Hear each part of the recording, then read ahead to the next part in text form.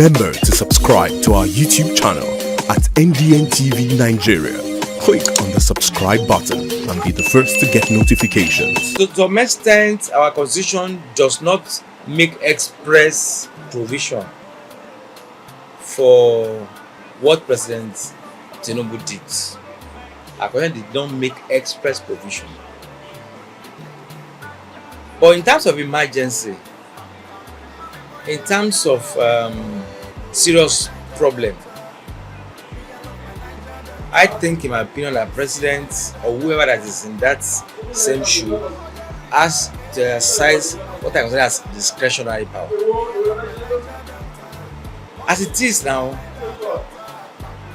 the constitution does not expressly stated that president has a right to remove governor or to suspend governor.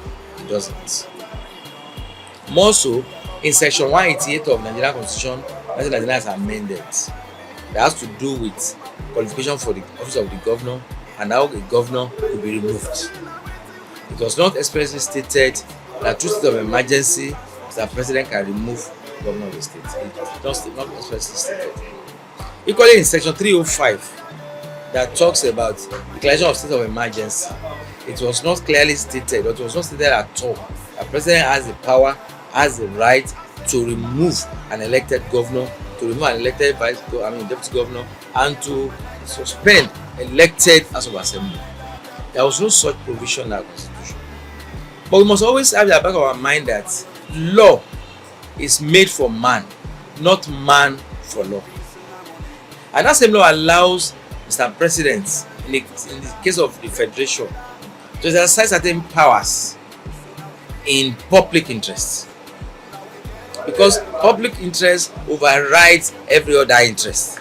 So what I'm trying to say here, of course, that declaration of state of emergency in Rivers State was in the overall interest of this country. We might not understand, we might not know.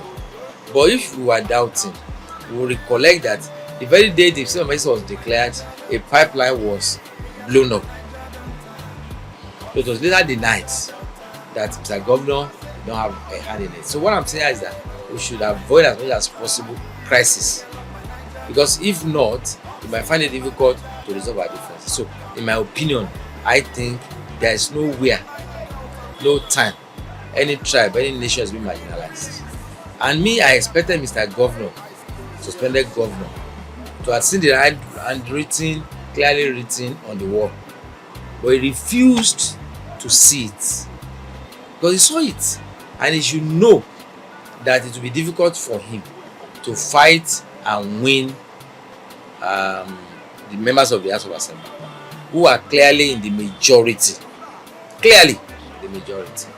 And it's important for River people, particularly the youth, to realize that the time we are now is for Mr. Governor to cool down his nerves and allow the whole issue to simmer down. Because Abuja did not act when it acted, and they allowed the political gladiators to continue what they were doing. Maybe we'll be saying something else about Rivers. Because me, I know from what I read, what I saw on television, that they were actually planning something today that they wanted to do. I mean, some lawyers. So I think our lawyers at times, in the analysis of river crisis, they are always sentimental. They are not looking at the issue holistically. They are only looking at it from a political point of view. Yes, we might be correct that in our constitution it is not there expressly that Mr. President has a right to suspend an elected governor or elected House of Assembly. But what we are saying here is that some people have said no government in Rivers State. Then the security report had shown that some people are planning to set rivers on fire, and it's there under that section 305 now. That talks about proclamation of state of emergency. That if in a state it's discovered that the peace of that state is being threatened. But what is the question, of course, was that thing must have happened before you act. That's the only difference. But Mr. President is saying no, I will not wait, because if that starts in Rivers, it will definitely snowball to that state in Niger Delta, and the federal government might not be able to curtail that problem. So To me, what President Tinubu did was the best in circumstance. I want to believe that the reason for declaring state of emergencies in Rivers is best known to the presidency, because there's no breakdown of law and order, there's no war. They do have issue with their governor is serving them, and they don't have issues. There might be political issues, maybe with the State House of Assembly and stuff like that, and I believe these are stuff they can still handle. It's not the first time that a governor will have issues with it has happened severally. We have seen even president have issue with Senate and the House of Rep, and yet it was not like they impeached the president. They sorted it. A lot of time issues have happened. So, but I have the feeling that the federal government has a special interest in Rivers. That aside, that's why I said that the reason for the state of emergency is best known to the presidency, such that whatever it is that happened, even after now, even after the state of emergency is over, maybe after 6 months, whatever it is that happens between now and then and after then is going to be, as a result of whatever decision the federal government is making about Rivers State.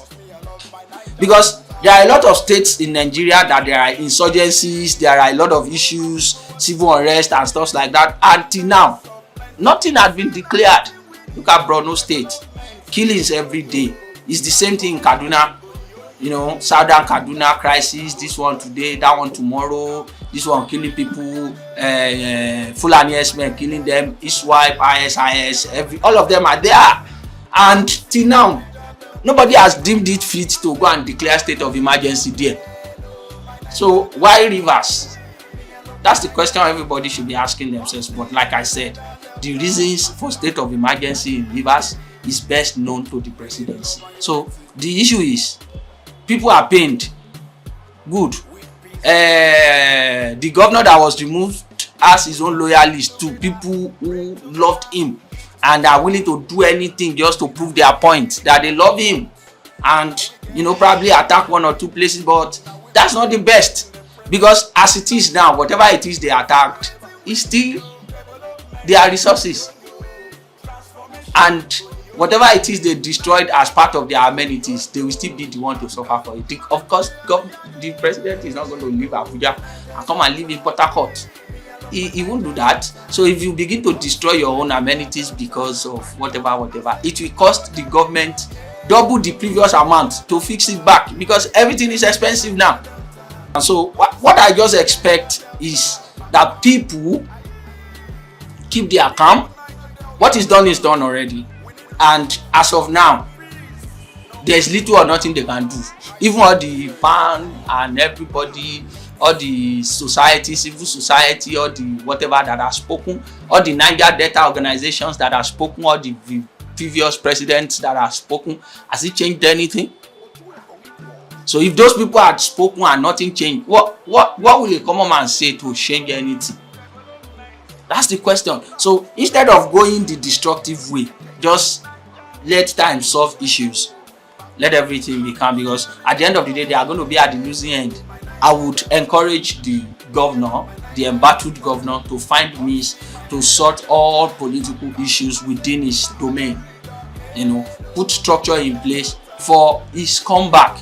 And when he comes back, I want to believe that he is a peaceful person too, and he will be interested in making peace with whoever it is he needed to make peace with, such that the resources will not suffer, people will not suffer. If he's not doing this because of himself, he needs to do it for his people. Inside the Niger Delta,